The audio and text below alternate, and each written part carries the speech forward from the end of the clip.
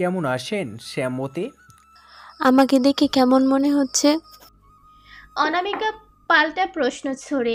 তাবান অধর চেপে হাসে। ভালোই আছেন মনে হচ্ছে। তাহলে আবার জিগান কেন? আরে বাবা, জিজ্ঞাসাও করা যাবে না? উহ, ভাবসাব তো ভালো ঠেকছে না আপনার। এভাবে মুচকি মুচকি হাসছেন কেন? কি বলতে এসেছেন ঝটপট বলে বিদায় হন। অনামিকার কথায় তাবানের ঠোঁটের হাসি প্রসারিত হয়। এই প্রশ্নের উত্তর তাবানের কাছে নেই। সত্যিই তো এইভাবেই হাসছে কেন? আর এখানেই বা কেন এসেছে? মস্তিষ্ক হাতড়ে কিছুই মেলে না। এ তো মহাজালা। ধরা পড়ে যাবে না বিধায় কোনো রকমে বলার চেষ্টা করে। অনেক দিন আপনার সাথে দেখা সাক্ষাৎ নেই, তাই আর কি। কোথায় থাকেন আপনি? কলেজেও তো দেখি না। আমাদের রোজ নিয়ম করে দেখা করতে হবে কেন? তাবান কিছু বলতে নিলেই হাঁক পারে তাইফ। কণ্ঠনালী ভেদ করে বেরিয়ে আসা শব্দগুলো পূর্ণতা পায় না। সন্তর্পণে তা গিলে নেয়। না চাইতেও তাবানকে প্রস্থান করতে হয়। ভেবেছিল শ্যামবতীর সাথে একটু কথা বলবে, তার হলো কোথায়? প্রতিদিন দেখা হলে ব্যাপারটা মন্দ হয় না শ্যামবতী। তাছাড়া এভরিডে কলেজ করলে লাভ বই ক্ষতি নেই, সব দিক থেকে লাভ। ভেবে দেখতে পারেন। তাবান চলে যায়। অনামিকার আননে খুশির ঝিলিক ছড়িয়ে পড়ে। চিকচিক করে ওঠে মনে চোরা। মৃদু হাসে। পাগল একটা। আমিও দেখব কতদিন এভাবে মনের কথা লুকিয়ে রাখতে পারে বেটা। এক সপ্তাহের মধ্যে মুখে না বললে জায়গা মতো দেব একটা। বেটার সাহস নাই বুকে। সুবিশাল নিম্ন বিস্তার নিবিড় অরণ্যের মাঝে দিয়ে ছুটে চলেছে রিজিতের ব্ল্যাক বিএমডাব্লিউ গাড়িটা। চারিদিকে শর শর শব্দ তুলে গাছগুলো পিছু ছুটছে। এই বুঝে আধার ঠেলে বেরিয়ে এসে গিলে নিল একটা যেন রাক্ষসী দানব। মেহরিমা জানালার সাথে লেপ্টে বসে আছে, ভয়ে জড়সড় হয়ে। সকালের বিষয়টা রিজিত প্র্যাঙ্ক হিসেবে চালিয়ে দিয়েছে। মেহরিমার মনের মাঝে খচখচানি রয়ে গেল, বিষয়টা নিয়ে অতটা মাথা ঘামায়নি। মূলত অতটা ইম্পর্টেন্স দিতে চায় না। সামনে বৃহৎ কর্ম সম্পাদন করতে হবে। মাইন্ড আপাতত অন্যদিকে ডাইভার্ট করা যাবে না। মনস্থির রাখতে হবে। 20 মিনিট পেরোতেই সে তথাকথিত রেস্ট হাউসের সামনে সে গাড়ি থামে। মেহরিমাকে গাড়ি থেকে নামতে দেয় না রিদিত। ইশারায় বসে থাকতে বলে। মেহরিমা লক্ষ্মীটির মতো চুপচাপ বসে থাকে। রিদিত বেরিয়ে এসে মেহরিমাকে কোলে উঠিয়ে নেয়। সুইচ টিপে গাড়ির দরজা লক করে সামনে অগ্রসর হয়। জায়গাটা কেমন যেন গা ছমছমে। তোর বরের এইসব জায়গায় পছন্দ রে সানশাইন, কিচ্ছু করার নেই। আপনি কে সত্যি করে বলুন তো? হৃদিতের পদযুগল থেমে যায়, থমকায় চমকায়। কপালে গুটি কয়েক ভাঁজের সৃষ্টি হয়। সরি। আপনি কি সত্যি মানুষ? আমার তো মনে হয় আপনি কোনো জিন। কেমন সব পরিত্যক্ত নির্জন পরিবেশ আপনার পছন্দ? হৃদিত ক্ষীণ হাসে, কোনো প্রত্যুত্তর করে না। পুনরায় জোরসে কদম ফেলে দোতলায় উঠে যায়। রুমের সামনে মেহরিমাকে নামিয়ে দেয়। রুমের ভেতর প্রবেশ করতেই দেখা মেলে আরো পরিচিত 3টা মুখবায়বে। তাবান, তাইফ, আবির আগে থেকে উপস্থিত। মেহেরিমা আশ্চর্যান্বিত হয়, তবে ততটা রিয়্যাক্ট করে না। অলিভিয়ার দিকে দৃষ্টিপাত করে, একচিত্তে চেয়ে থাকে কিয়ৎকাল। শারীরিক অবস্থা দেখে বুঝতে পারে কতটা কষ্টের উপর রাখা হয়েছে বিগত দিনগুলোতে। আজ আর মুখে সেই প্রকাণ্ড রড কিংবা ইলেকট্রনিক শকের কোনো চিহ্ন নেই। গাল দুটো কেবল সফেদ রঙা ব্যান্ডেজের নিচে ঢাকা পড়ে রয়েছে। মেহরিমাকে দেখতে আগুন চোখে তাকায় অলিভিয়া, যার জন্য নিচের এই করুণ পরিণতি তাকে চোখ দিয়ে খুবলে খেতে থাকে। মুক্ত থাকলে নির্ঘাত কোনো ঝামেলা বেঁধে যেত। ওই ক্ষতবিক্ষত গাল নিয়েই মুখ নাড়ে। জানোয়ার, তোর জন্য আজ আমার এই অবস্থা। আমায় শুধু মুক্ত করে দেখ, তোরে কেটে কুত্তা দিয়ে খাওয়াবো। কথাগুলো যেন ঘুমন্ত সিংহীকে পুনরায় জাগিয়ে তোলে। মেয়েটা নিজেও জানে না রাগের বসে নির্বুদ্ধিতায় নিজের পায়ে নিজেই কুড়াল মেরে বসেছে। রাগে রীতিমতো কাঁপছে মেহরিমা। লোচনদয় আস্ত অগ্নিকুণ্ড, যেথায় থেকে ঝরছে অগ্নিস্ফুলিঙ্গ। শরীরের রন্ধ্রে রন্ধ্রে প্রতিষেধের আগুন জ্বলে ওঠে। চোখের পর্দায় ভেসে ওঠে সে রাতের মর্মান্তিক দৃশ্য। তীব্র আক্রোশের সাথে অলিভিয়ার সামনে নিজেকে উপস্থাপন করে। গলা দিয়ে বেরিয়ে আসে তেজস্বী আওয়াজ। হুঙ্কার ছেড়ে ওঠে। কি? কি বললি আরেকবার বল। জীবনের শেষ মুহূর্তে এসেও অলিভিয়ার তেজ চলমান, একটুও কমেনি। কেউ কারো থেকে কোনো অংশে কম নয়। অলিভিয়ার মুখের কথা অসমাপ্ত রয়েছে, শেষ করতে দেয় না মেহরিমা। পুনরায় গড়ছে ওঠে। আজ কোনো এক অশরীরী শক্তি পেয়েছে মেয়েটা। অলিভিয়ার সামনে মেহরিমা নয়, যেন স্বয়ং তেজস্বিনী দাঁড়িয়ে আছে। মুখ নিঃসৃত প্রতিটা শব্দ কঠিন, বজ্র গম্ভীর। তোকে তো আজ।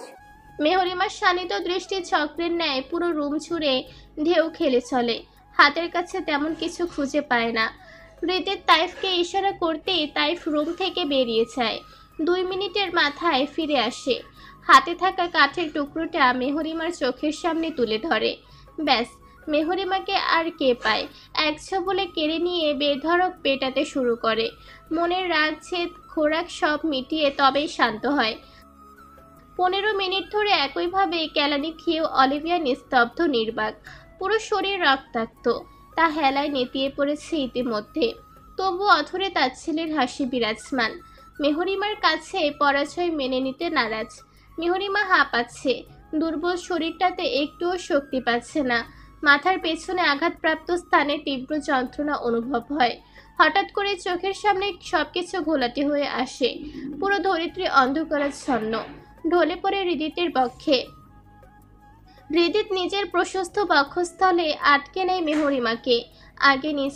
আগে থেকে জানতো এমন কিছুই ঘটবে একটা, তবুও থামায়নি নিচের এরাবেলাকে। আত্মতৃপ্তি বলেও একটা শব্দ অভিধানে আছে। সবাই এতক্ষণ ধরে কেবলমাত্র নীরব দর্শক।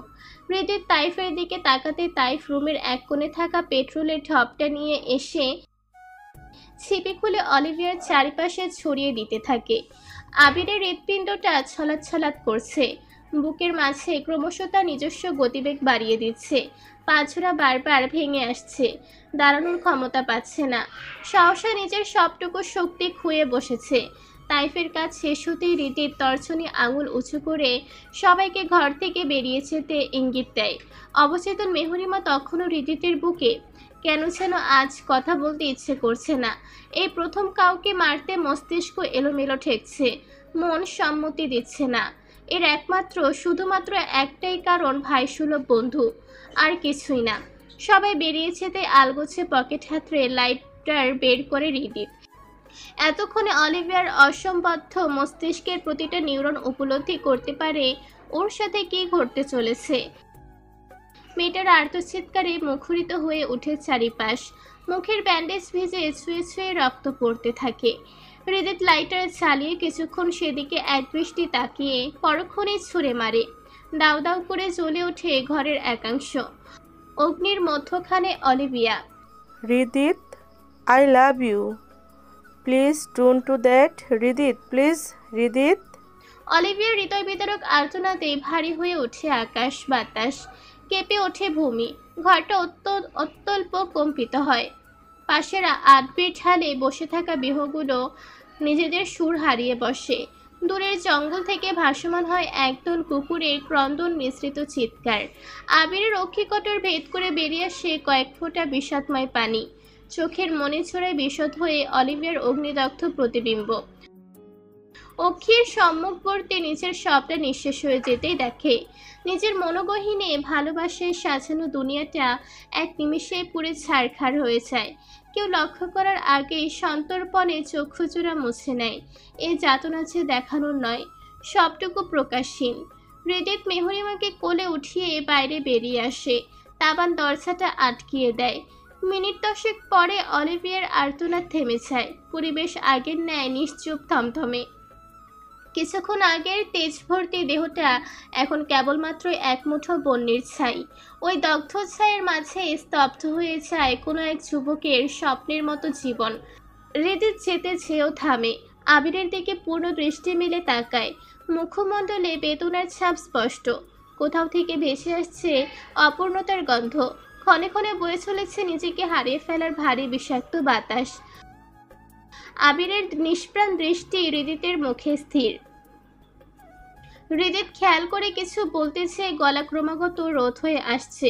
শব্দ বের হচ্ছে না, সময় নেয়। অবশেষে সক্ষম হয়।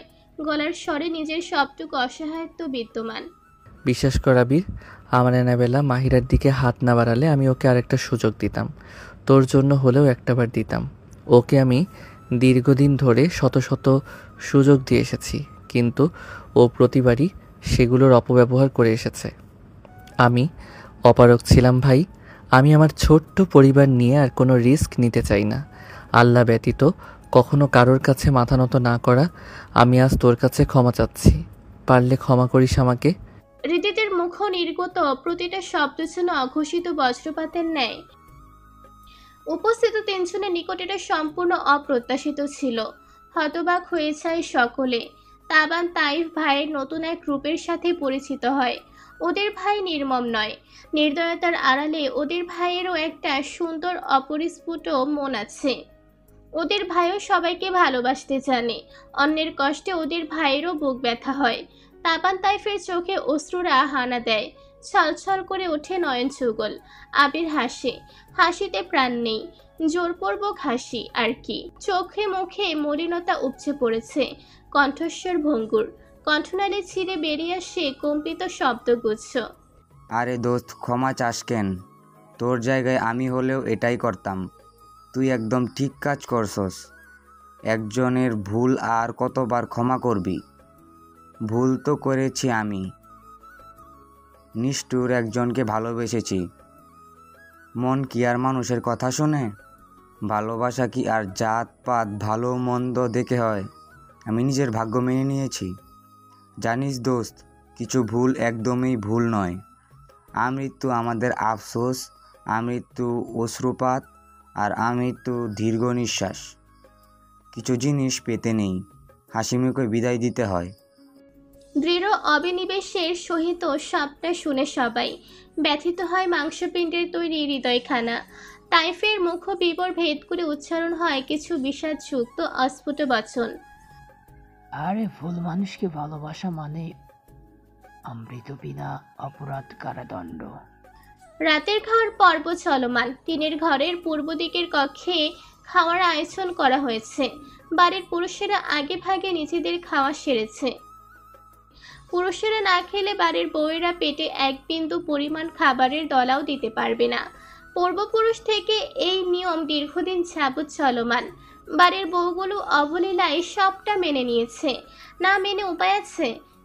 মেলে ঘাসের তৈরি মাদুরের উপর বসে আছেন রেহেনা বেগম। ডান হাতে রাজকীয় ভঙ্গিতে কর্তীদের মতো নেড়ে চলেছেন খাবারের প্লেট। ওনার খাওয়া শেষ হলেই বাড়ির দুই বউ ইরানি আর মায়া খেতে পারবে। ইরানিকে অবশ্য নিজের সাথে খেতে সেধেছিলেন। ইরানি খাওয়ার ইচ্ছে পোষণ করেনি। বংশমতুল্য ছোট যা ফেলে সে খাবে না। কিন্তু মায়া মেয়েটার বিষয়ে আহামরি এক ছেলেতে পরিমাণ ভ্রুক্ষেপ নেই রেহেনা বেগমের। একটা আপদ বই কিছু না ওনার কাছে। অদূরে দুটো প্লাস্টিকের উপর ঠাঁই মিলেছে দুই বইয়ের। মিনিট দশকের সময় নিয়ে নিজের খাওয়া শেষ করে রেহেনা বেগম ঘরের উদ্দেশ্যে যাওয়ার জন্য আলগোছে উঠোনে দাঁড়ান। ইরানির দিকে হাস্যোজ্জ্বল মুখে তাকান। গলায় নিজের সবটুকু মাধুর্যতা ঢেলে দেন। বড় বৌমা, দুইখান পিস আছে মাছের, একখান মাথা আর একখান লেজ। তুমি মাথাটা খাইও, তোমার শরীরটা বালা না। আমাগর বংশের প্রদীপ আইতাছে, আর যতনের কোনো কমতি রাইখো না। সপ্তাহে 4 দিন মাছের মাথা খাইতে খেতে আমি বিরক্ত মা। আর তাছাড়া মায়ারে তো কোনোদিন কইলেন না ছোট বৌমা আজকে তুমি মাথাটা খাইও। প্রতিদিন তো বড় বৌমাই খায়। আমি তো ওরে নিজে ছোট বোন ভাবি মা। তাহলে আপনি কেন ওর দেখতে পারেন না? কি দোষ করেছে ওইটুকু মেয়ে? রেহেনা বেগমের হাস্যময় বদনখানা হারিয়ে যায় ঘন তিমিরের আচ্ছাদনের মাঝে। চোখে মুখে ভর করে কাঠিন্যতা। মুখ দিয়ে বেরিয়ে আসে ক্রুদ্ধ আওয়াজ। মুখে মুখে কথা কইবা না বড় বৌমা, যা কইতাছি ওই শুনবা। তোমার তো এত বুকের পাটা আসিল না, এই সব ওই ফকিন্নির সাথে তাইকা শিখছো না, তাই না? আমি এখনই বড় পোলারে সব কমো, তুমি মোরে অসম্মান করিস। রেহেনা বেগমের কথার পরিপ্রেক্ষিতে আরো কঠিন কিছু বলতে নিলেই মায়া পেছন থেকে ইরানির হাত চেপে ধরে। ইশারায় অনুরোধ করে চুপ থাকতে। কথায় যে কথা বাড়ে, এর থেকে নীরবতা হাজার গুণ শ্রেয়। মায়ের কথা ফেলতে পারে না মেয়েটা, অগত্যা চুপ হয়ে যেতে হয়। আজ শপথ করেছিল কিছু কটু কথা শুনিয়ে দেবে, পরে যা হওয়ার হবে। এভাবে আর কত? নিহাতি শান্ত ভাই এসবের কিছু জানে না, মায়া বলতে দেয় না, না হলে এই পরিবারের ভাঙন নিশ্চিত ছিল। রেহেনা বেগম মায়ের দিকে কটমট দৃষ্টি ফেলে তাকিয়ে আছেন। মিনিট পর মিনিট পার হতেই মুখে ঝামটা মেরে গটগট পায়ে ঘর থেকে বেরিয়ে যান। মায়ের বুক কাঁপিয়ে বেরিয়ে আসে কাতর দীর্ঘশ্বাস, যেথায় মিশে আছে ভালো না থাকার এক বুক আর্তনাদ। আজকাল সুখ যেন জীবন থেকে ধরাছোঁয়ার বাইরে চলে গিয়েছে। ইরানের বুকটা হু হু করে কেঁদে ওঠে। এত অন্যায় আর দু চোখে দেখা যায় না। এবার একটা হেস্তনেস্ত করেই ছাড়বে। কোনো মতে না খাওয়ার মতো করে খেয়ে ঘরে এসে যায়। এই খাবার গলা দিয়ে নামতে চায় না, কাটার মতো বিধে। শীর্ণ দেহখানা আরও রোগা দেখায় এখন। ফর্সা বদন ফ্যাকাশে, যেন রক্তশূন্যতায় দীর্ঘদিন যাবৎ ভুগছে। শান্ত খাটে বসে ফোন স্ক্রল করছে। দরজা খোলার শব্দে সেদিকে তাকায়। চক্ষুগোচর হয় মায়ের নিরাসক্ত আনন। সেদিকে এক দৃষ্টিতে চেয়ে অধর কামড়ে কিছু একটা ভাবে। মায়াপরি, কাছে আসুন। শান্তর আদেশে ধীর পায়ে সামনে এগোয় মায়া। দূরত্ব রেখে মুখোমুখি বসে। শান্ত শুধোয়, মন খারাপ? হুম, তাহলে কিচ্ছু না। মিথ্যা বলছেন? না। আম্মা কিছু বলেছে? জবাবে মায়া দুদিকে মাথা নাড়ায়, যার অর্থ না। এখানে আপনি ভালো নেই, তাই না? আম্মা আপনাকে খুব কষ্ট দেয়। আমি সবটা জানি। এই বাড়ি ত্যাগ করতে হলে আমার যে শক্ত একটা অবস্থান দরকার মায়াপরি। আমি নিজের সর্বস্ব দিয়ে চেষ্টা করছি। একটু সময় দেন আমাকে। আমি আমার দেওয়া কথা রাখবো মায়াপরি। বাইরের জগৎ খুব কঠিন। এই শান্ত আপনাকে নিয়ে এই জগতে টিকতে পারবে না। আমার নিজেকে নিয়ে একটু ভয়ও নেই মায়াপরি। আমার জীবনের সবটুকু ভয় আপনাকে ঘিরে। মায়া চুপ থাকে, কোনো প্রত্যুত্তর করে না। কিয়ৎকাল পেরোতেই ফুপিয়ে ওঠে। অকস্মাৎ মায়ের কান্নায় ভরকে যায় শান্ত। পরক্ষণে দিক দিশা হারিয়ে বসে। তড়িৎ গতিতে এগিয়ে এসে নিজেদের মাঝে সবটুকুর ব্যবধান ঘুচিয়ে প্রথমবারের মতো শক্ত করে বুকের মধ্যিখানে ছড়িয়ে নেয় নিজের মায়াপরীকে। মায়ের কি হয়েছে কে জানে, একটা শক্তপোক্ত ভরসাস্থল পেতে কান্নার ব্যাগ বাড়ে, সাথে নিজের সবটুকু অসহায়ত্ব বিষণ্ণতা ঠেলে দেয়। স্নেহের সহিত মাথা হাত বুলিয়ে দেয় শান্ত। আপনি এত বোকা কেন মায়াপরি? এত সরল যে হতে নেই। এই স্বার্থপরায়ণ মানুষগুলো আপনাকে জাতকলে পিষ্ট করে মারবে। শান্ত থামে, পর মুহূর্তে বিড়বিড়িয়ে উচ্চারণ করে, আজ তো অনেক রাত হয়ে গিয়েছে। আগামীকালের একটা দাপারাপা করে তবেই ছাড়বো আমি। আপনি কি খেলনা নাকি? আমার অর্ধাঙ্গিনী আপনি। সেই মর্যাদা দিয়েই নিয়ে এসেছি এই বাড়িতে। আপনাকে কষ্ট দেওয়ার স্পর্ধা দেখাই কিভাবে? প্রয়োজন পড়লে 1 মাস পরেই সংঘটিত কাজ আগামীকালই ঘটবে। তবুও আপনাকে এই কষ্টের বেড়াজাল থেকে মুক্তি দেব আমি। কাঁদে না মায়াপরি, কষ্ট হয়তো আমার। মায়া সবটুকু শুনতে পায়, আর তাতেই বক্ষপিঞ্ছরে ভয়েরা দলা পাকিয়ে আসে। ঘাপটি মেরে বিড়াল ছানার ন্যায় পড়ে থাকে শান্ত উষ্ণর বক্ষস্থলে। নীরবে শান্তর রাগান্বিত রূপ বড্ড ভয়ঙ্কর। একবার সেই কঠিন দানবীয় রূপ দেখার দুর্ভাগ্য মিলেছে মায়ার। মধ্য সর্বরের সময় পেরিয়ে চলেছে। ঘড়ির কাঁটায় দখল দায়িত্ব দুটোর ঘরে। মেহরিমা ধীর গতিতে নিচের আখিচূড়া মেলে তাকায়। দীর্ঘক্ষণ অবচেতন থাকায় মাথাটা শূন্য ঠেকছে, দেহটা অবশ মনে হচ্ছে। শক্তিগুলো কেউ যেন শুষে নিয়েছে। ইন্দ্রিয় গোচর হয় মলিনতার সংমিশ্রণে। হৃদয়ের চিন্তিত মুখমণ্ডল। মেহরিমার ডান হাতটা হাতের মুঠোয় পুরে পাশে ফ্লোরে অবস্থান করেছে ছেলেটা। শরীরে সে সাজের পোশাকি জড়ানো। মেহরিমার তাকাতেই ক্ষীণ হাসে। ফিল বেটার জান? উঠবো। নিচে হাঁটু মুড়ে বসে যত্ন সহকারে মেহরিমা উঠিয়ে বেডের হেডবোর্ডের সাথে বালিশ রেখে আধশোয়া করে বসিয়ে দেয় হৃদিত।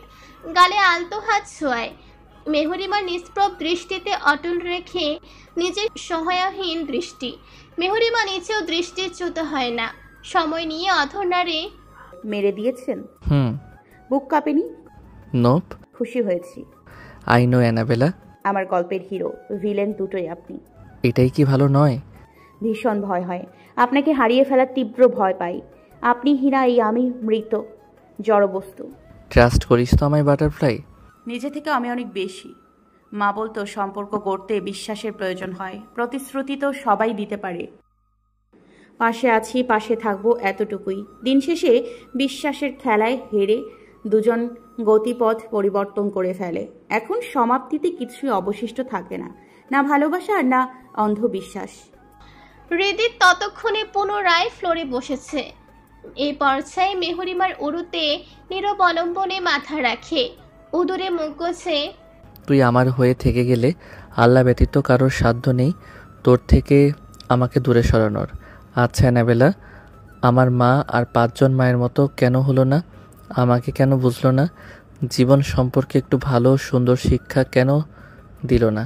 YONO Annabella, they say pain makes a man strong, but in my case it turn me into a heartless monster. Mehrima পেটে ঠান্ডা, শরীর প্রকৃতির তরল অনুভব করে। হৃদিতের মুখটা অস্পষ্ট, ঘাড় সমান চুলের আড়ালে ঢাকা পড়েছে, পিঠ মৃদু কাঁপছে। তবে কি ছেলেটা কাঁদছে? মেহরিমার বুক ভার হয়, কিন্তু আজ বাচ্চাদের মতো কাঁদে না। স্বামী নামক মানুষটার ভরসা স্থল হয়, যে আশ্রয়স্থলটা ছেলেটার বড্ড প্রয়োজন, যে আশ্রয়ের জন্য ছেলেটার কত শত কাকুতি মিনতি। মেহরিমা নিচে কম্পিত হাতটা হৃদিতের পিঠের উপরে রাখে। আপনার ছোট মা মাহিরা তো আছে, ও আপনাকে জীবন চেনাবে, জীবনের মানে বোঝাবে, জীবনের উদ্দেশ্য জানাবে। আপনার তিমিরা বগুণ্ঠিত জীবনটার রংধনু 7 রঙে রাঙিয়ে তুলবে। দিন শেষে আমি হব আপনার ভরসার জায়গা। আমরা মা মেয়ে হব আপনার ভালো থাকার স্থল, আপনার অধরে লেপ্টে থাকা মুচকি হাসির কারণ। আমাদেরকে নিয়ে এই ছোট্ট একটা জীবন কেটে যাবে না আপনার? ভালো থাকতে পারবেন না আমাদের সাথে? বিদ্যুৎ গতিতে মুখ তুলে চায় হৃদিত। সিক্ত নেত্রযোগ্য লাল টকটকে হয়ে আছে, বিরস মুখে মুচকি হাসে। হাসিটা যেন হৃদয়ের গভীরতম স্থান থেকে হানা দিয়েছে। অধৈর্যরা তৃপ্তির হাসি। হবে মানে? দৌড়াবে অ্যাঞ্জেলা, তোরা ছাড়া এই ধরিত্রীতে আর কে আছে আমার? তুই এত বড় কবে হয়ে গেলি রে? আমার মন ভালো করতে শিখে গেছিস লিটল কিটি। এই দেখ, আমার মন খারাপেরা 1 নিমিষেই গায়েব হয়ে গেছে। মেহরিমা প্রাণবন্ত হাসে। তৎক্ষণাৎ ঘুমন্ত পরি শব্দ তুলে হাত পা ছড়িয়ে ছিটিয়ে কান্না করে ওঠে। মেহরিমা দ্রুত কোলে উঠিয়ে নেয়। ফিডিং করাতে ছোট্ট পরি আস্তে ধীরে শান্ত হয়ে যায়। মায়ের কোলে শুয়ে পরম আবেশে ফের ঘুমের দেশে পাড়ি জমায়। হৃদিত উঠে দাঁড়ায়। মেহরিমা মাহিরা দুজনেই কপালে অধর ছুঁয়ে দেয়। মাহিরাকে কোলেই রাখ, শুইয়ে দিলেই কিন্তু কাঁদবে। তন্দ্রা আরেকটু দৃঢ় হোক, আমি ফ্রেশ হয়ে খাবার নিয়ে আসছি। এখনো কিছুই খাওয়া হয়নি তোর? মেহরিমা ওষ্ঠদয় হাসি বজায় রেখে সম্মতি জানায়। হৃদিত পোশাক নিয়েই ওয়াশরুমে ঢুকে পড়ে। জীবন সুন্দর, ভালোবাসার মানুষকে পেয়ে গেলে কি ক্ষুদ্র বৃথা জীবন সার্থক? ছোট্ট জীবনে ভালো থাকতে আর কি লাগে? সময় অপরাহ্ন, সূর্যের উত্তাপ এখনো শোভমান। ভ্যাপসা গরম পরিবেশ, অভ্রভেদে তরুর শাখা প্রশাখা নিশ্চল। প্রকৃতি নিস্পন্দ, কোথাও দেখা নেই এক ফোঁটা প্রভঞ্জনের। সকাল থেকে চৌধুরী বাড়িতে কাছের তোড়জোড় চলছে।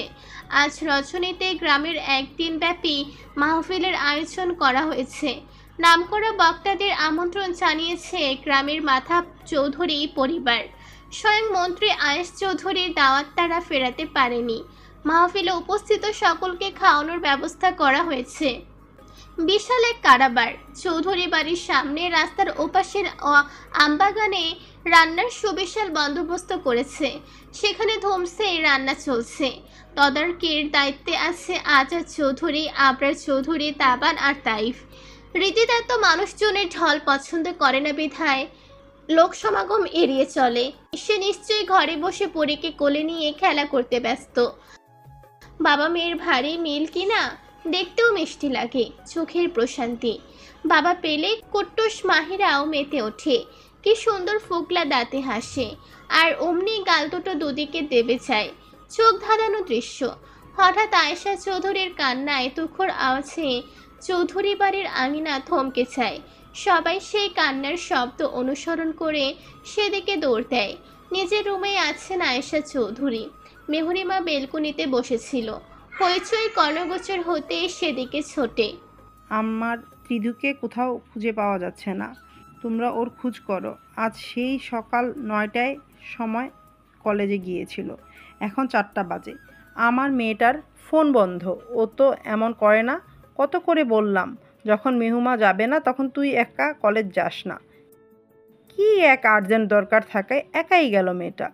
আমাকে বলল, মা তুমি টেনশন করো না, 1 ঘন্টার কাজ, যাব আর আসবো। ও গো তাবানের বাবা, আমার মেয়েকে এনে দাও। কোথায় গেল আমার মেয়ে? আতিয়া চৌধুরী 2 হাতে আগলিয়ে নেন আয়েশা চৌধুরীকে। আশ্বাস দেন ত্রিধার কিছুই হবে না, সবাই মিলে ঠিক খুঁজে নিয়ে আসবে। হতে পারে কোনো কাছে কোথাও আটকে গিয়েছে। আজাদ চৌধুরী দ্রুত পায়ে বেরিয়েছেন বাড়ি থেকে। ওনার পিছু পিছু বাড়ির বাকি পুরুষেরাও বেরিয়ে পড়েন। হৃদিত মাহিরাকে নিয়ে দরজার নিকট এসে দাঁড়িয়েছে। তীক্ষ্ণ সরু দৃষ্টি আয়রা চৌধুরীর মুখে স্থির। এসবে আয়রা চৌধুরী আব্রাহাম তালুকদারের কোনো ভাবান্তর নেই। মেহরিমাকে ইশারায় কাছে রেখে পরীকে ওর কোলে দিয়ে চৌধুরী বাড়ি ত্যাগ করে হৃদিত। সময় সন্ধ্যাবেলা। হাসিমুখর পরিবেশটা হঠাৎ করে থমথমে হয়ে উঠেছে। চৌধুরী বাড়িতে শোকের ছায়া বিরাজমান। আয়েশা চৌধুরী দুপুর থেকে কেঁদে কোটে অস্থির। তাকে সামলিয়ে রাখা দায়। খোঁজ মেলেনি ত্রিধার। কলেজ কর্তৃপক্ষের থেকে জানা গেছে আজ নাকি কলেজে যায়নি ত্রিধা। হঠাৎ করে মেয়েটা কোথায় চলে গেল?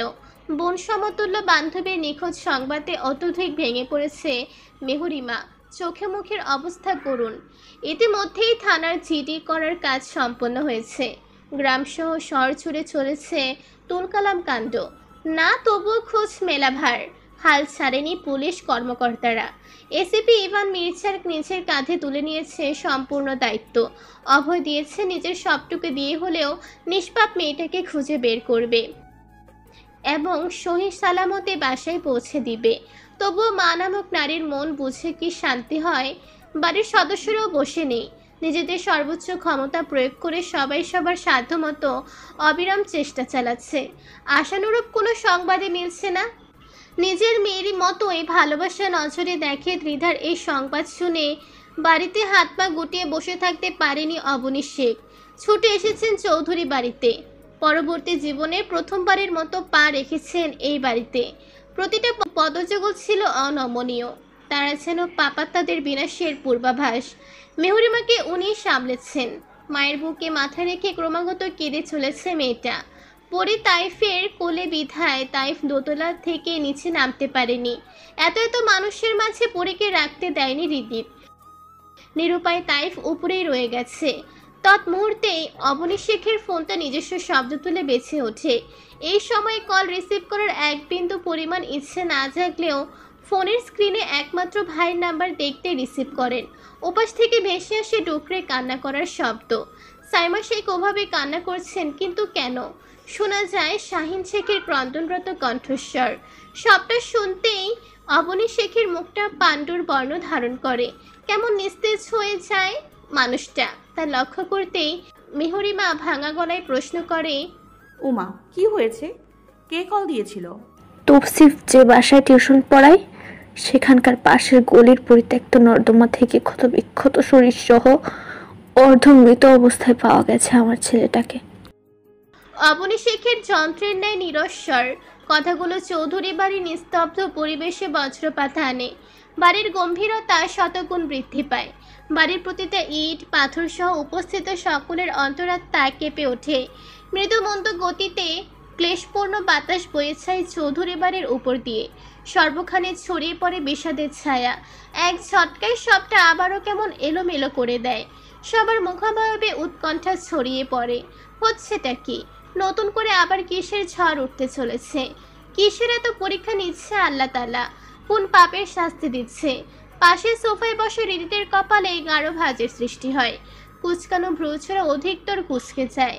মিনিট দুয়েক নিশ্চুপ হয়ে বসে ওখান থেকে উঠে সদর দরজার দিকে হাঁটা ধরে। পেছন থেকে কর্ণধার হয় মেহরিমার বেদনা মিশ্রিত রোদন। মেয়েটা কিভাবে চিৎকার দিয়ে আছড়িয়ে কান্না করছে।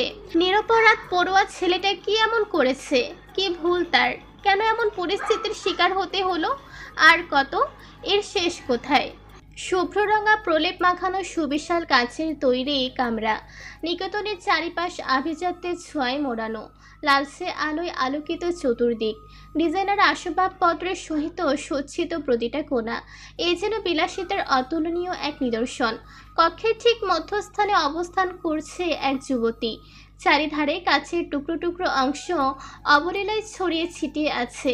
তার মাঝে ঠায় পড়ে রয়েছে ক্ষত বিক্ষত কায়ের অধিকারিণী শার্লিন। শরীরটা নেতিয়ে গেছে ইতিমধ্যে, হাতসহ শরীরের অধিকাংশ স্থানে রক্ত জমাট বেঁধে কালচে নীলবর্ণ ধারণ করেছে, অথচ মেয়েটার এক বিন্দু পরিমাণে ভ্রুক্ষেপ নেই সেদিকে। চোখে মুখের অবস্থা ভয়াবহ। নির্লিপ্ত দৃষ্টি ফেলে ঠিক দরজার নিকট নিস্তেজ শরীর টেনে দাঁড়িয়ে আছেন মধ্যবয়স্ক ভদ্রলোক অ্যাডেলসন হান্স। যদিও মুখাবয়বে বয়সের বিন্দু পরিমাণ ছাপ পড়েনি, মেয়ের কষ্ট ওনার সহ্য সীমা পেরিয়েছে। যার নেত্রদয়ে কখনো এক ফোঁটা পানির খোঁজ মেলেনি, আজ সেটা সাক্ষাৎ এক মহাসাগর। বিগত দিনগুলো থেকে কেঁদে চলেছে। মা মরা মেয়ের এই অতল যন্ত্রণায় পৃথিবী ধ্বংস করে দেওয়ার মতোই ক্রোধ চাপছে মাথায়। কিন্তু তারপর মেয়ে কষ্ট কি আদৌ একটুও কমবে? যার জন্য এই যাতনা সে কি মুখে তুলে চাইবে? তৎক্ষণাৎ আশেপাশের চার দেয়ালে থেকে ভেসে আসে, না এ তো পৃথিবীর সপ্তাশ্চর্যের একটি।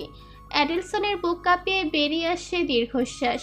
সাবধানতা অবলম্বন করে স্লথ পায়ে এগিয়ে যায় শার্লিনের দিকে।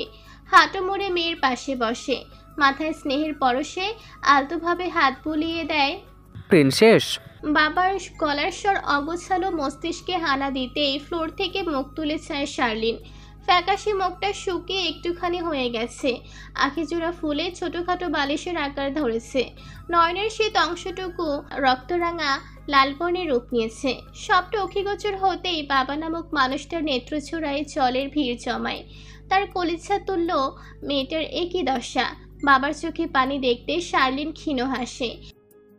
এই বড় পৃথ্বী নামক জগৎ সংসারে বাবা ছাড়া ওর জন্য কষ্ট পাওয়ার কেউ নেই। ওর যন্ত্রণায় কেউ কখনো ব্যথিত হয়নি। কষ্টের কষ্টকর হলেও এটাই নিষ্ঠুর বাস্তবতা। কাছে কেন বাবা? দেখো, শুধুমাত্র তোমার জন্য তোমার শালিন এখনো বেঁচে আছে। ভঙ্গুর কম্পনরত নিষ্প্রভ কণ্ঠস্বর শার্লিনের। অ্যাডেলসন হার্নস নিজেকে সামলাতে নিরর্থক হয়। হু হু করে কেঁদে দেয় মানুষটা। সেভাবেই বলতে থাকেন, আমায় ক্ষমা করো প্রিন্সেস, আমি তোমার আদর্শ বাবা হতে পারিনি। তোমার জন্য সবটুকু সুখ বরাদ্দ করতে ব্যর্থ হয়েছি। আমি বাবা হিসাবে অকৃতকার্য। পীড়িত দেহখানা খুব কষ্টে তুলে উঠে বসে শার্লিন। বাবার হস্তজোড়া নিচের রক্তাক্ত ফুলও হাতের মুঠোয় নিয়ে পুড়ে নেয়। এভাবে বলে না বাবা, তুমি আমার পৃথিবীর বেস্ট বাবা। 22 বছর জীবনে কখনো আমাকে কষ্টের মুখোমুখি হতে দাওনি। তোমার এত এত ভালোবাসার মাঝে মায়ের শূন্যতা অনুভব করার ফুরসতটুকু অবধি মেলেনি। আমি ভালো আছি বাবা। অ্যাডেলসন নিজের কান্না দমিয়ে রাখেন, নিজের অতি পরিচিত রূপে ফিরতে চেষ্টা করেন। কতটুকু সফল হতে পারেন জানা নেই, তবে কোথাও একটু ফাঁকফোকর রাখেন না। মেয়েকে নিজের সবটুকু দিয়ে মোটিভেট করতে প্রয়াস চালান। Princess, you can only win when your mind is stronger that your emotional. Forget him and move on. I can't, Papa. He is my first love. Papa, why did he this to me? Why he leave me? শার্লিনের কথার পৃষ্ঠে কিছুক্ষণ এক দৃষ্টিতে ওর নিরক্ত মুখমণ্ডলে চেয়ে থাকেন অ্যাডেলসন। নীরবতাকে প্রাধান্য দেন। কাটে কিয়ৎকাল। কিছু একটা গভীরভাবে ভাবতে শুধায়, ওয়ানা গো বাংলাদেশ। অ্যাডেলসনের কথায় তড়িৎ গতিতে দৃষ্টি স্থাপন করে শার্লিন। বাবার দৃষ্টির দৃঢ়তা স্পষ্ট, যার অর্থ বাবা সিরিয়াস। শার্লিনের পতনে নক্ষত্রের আলো বর্ষিত হয়। ক্ষণকালের মাঝে মুখটা চঞ্চল করে ওঠে। অধরে এক ছেলেতে হাসির দেখা মেলে। ভাঙা স্বরে বলে, Yeah, Papa. I wanna go. Okay, my princess, prepare in propsel. Always remember that if your dreams don't scare issue, they are too small. To win, dreams must always be bigger.